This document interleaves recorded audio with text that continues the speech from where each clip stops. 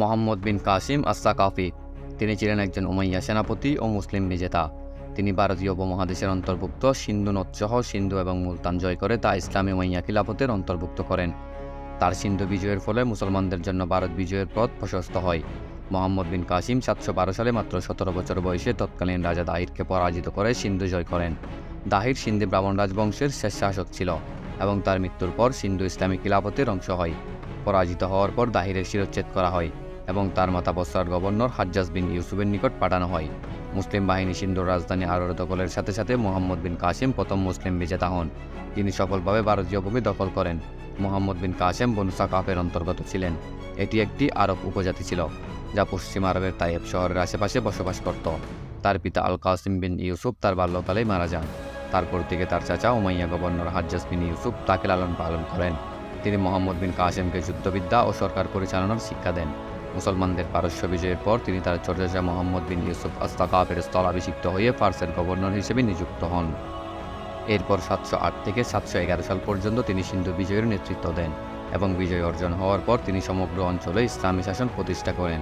712 সাল থেকে 715 সালে তার মৃত্যু হওয়ার আগ পর্যন্ত তিনি সিন্ধুর গভর্নর হিসেবে দায়িত্ব পালন করেন। তিনি ইরানের ওয়াসিদ শহরে মৃত্যুবরণ করেন এবং ওয়াসিদের তার সমাধি রয়েছে বলে কিছু বর্ণনায় পাওয়া যায়। তবে কিছু সূত্রের দাবি হলো তার মৃতদেহ বেলুচিস্তানের উপকূলীয় অঞ্চলের আদা মরুভূমির মাকরানে সমাহিত করা হয়েছিল, যা এখন পাকিস্তানের অংশ। এর সমর্থনে কোনো শক্তিশালী ও প্রমাণিত সূত্র পাওয়া যায়নি। হাজ্জাজ 714 সালে মারা যান এবং তার 1 বছর পর খলিফা হন প্রথম আল ওয়ালিদ। আল ওয়ালিদের পর তার ভাই সুলাইমান খিলাফতের স্থলাভিষিক্ত হন। হাজ্জাজ আল ওয়ালিদের একান্ত বিশ্বস্ত ছিলেন এবং খিলাফতের বিষয়ে তার ছেলের পক্ষে প্রচারণা চালান এবং এরপরে তিনি সুলাইমানের বিভাজন হন। পরবর্তীতে সুলাইমান হাজ্জাজের ঘনিষ্ঠ জেনারেল ও কর্মকর্তাদের বিরুদ্ধে প্রতিশোধ নেওয়া শুরু করেন। সেই হিসাবে হাজ্জাজের সফল সেনাপতি মাওয়ারান্না অর্থাৎ মধ্য এশিয়া বিজয়ী কুতাইরা বিন মুসলিম এবং সিন্ধু বিজয়ী মোহাম্মদের প্রতি দৃষ্টিপাত করেন। তিনি বিশিষ্ট জেনারেল আল মোহাল্লাবের পুত্র ইয়াজিদকে ইরাকের গভর্নর নিয়োগ করেন এবং তিনি ইয়াজিদ ইবনে আবি কাবসাকে মোহাম্মদ বিন কাসিমের স্থলাভিষিক্ত করে সিন্ধুর বদলি গভর্নর নিযুক্ত করেন। তিনি পূর্বে ফার্স, কিরমান, মাক্কান ও সিন্ধুর গভর্নর হিসেবে হাজ্জাজের হাতে নির্যাতিত ও বন্দিত্বের শিকার হয়েছিলেন। ইয়াজিদ নিয়োগ পেয়েই অবিলম্বে মোহাম্মদ বিন কাসেমকে শিকলে বেঁধে ইরাক পাঠিয়ে দেন। উল্লেখ্য যে মোহাম্মদের বিদ্রোহ করে সিন্ধু অঞ্চল স্বতন্ত্র রাজ্য প্রতিষ্ঠার সমূহ সম্ভাবনা ছিল, কিন্তু তিনি খিলাফতের কেন্দ্র থেকে পৃথক হয়ে স্বতন্ত্র রাজ্য প্রতিষ্ঠায় আগ্রহী ছিলেন না। মোহাম্মদ বিন কাসেমের মৃত্যুর ইতিহাস নিয়ে অনেকের মতবিরোধ রয়েছে। বিশেষ দুটি বর্ণনা হতে আমরা তার মৃত্যু সম্পর্কে জানতে পারি, তবে দ্বিতীয় বর্ণনাটি চাচানামা গ্রন্থ হতে নেওয়া, যা কিছুটা গল্পের ন্যায়।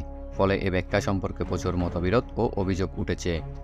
বালাজুরির বর্ণনা মতে ইরাকের নতুন গভর্নরের সাথে পারিবারিক কলহের কারণে মোহাম্মদকে হত্যা করা হয়েছিল।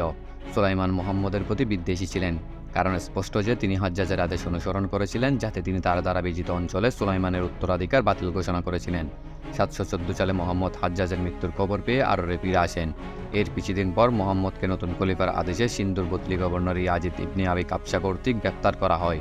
তিনি ইরাকের নতুন সামরিক গভর্নর ইয়াজিদ বিন মোহাল্লাবের অধীনস্থ ছিলেন এবং নতুন আর্থিক গভর্নর মাওলা সালিহের অধীনে কাজ করতেন।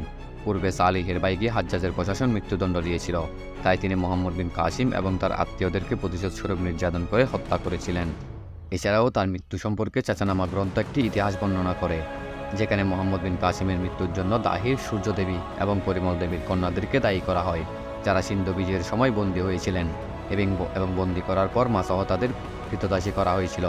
বিবরণটি উল্লেখ করে যে তারা তখন খলিফার কাছে প্রতারণা করে তাকে বিশ্বাস করায় যে মোহাম্মদ তাদের এখানে পাঠানোর আগে তাদের ইজ্জত লঙ্ঘন করেছিলেন এবং এই অভিযোগের ভিত্তিতে মোহাম্মদ বিন কাসেমকে একটি মরা গরুর চামড়ায় মুড়িয়ে সেলাই করা হয়েছিল এবং সেই অবস্থায় তাকে সিরিয়ায় পাঠানো হয়েছিল।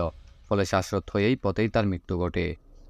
এই আখ্যানটি তাদের পিতার মৃত্যুর প্রতিশোধ নেওয়ার জন্য তাদের এই কাজকে দায়ী করে। পরবর্তীতে তাদের ধোঁকাবাজি আবিষ্কার করার পর খলিফা অনুশোচনায় ভুগেছিলেন এবং তাদেরকে একটি প্রাচীরের মধ্যে জীবন্ত কবর দেওয়ার নির্দেশ দেন। তবে এই বিবরণের সত্যতা নিয়ে অনেক অভিযোগ উত্থাপিত হয়েছে।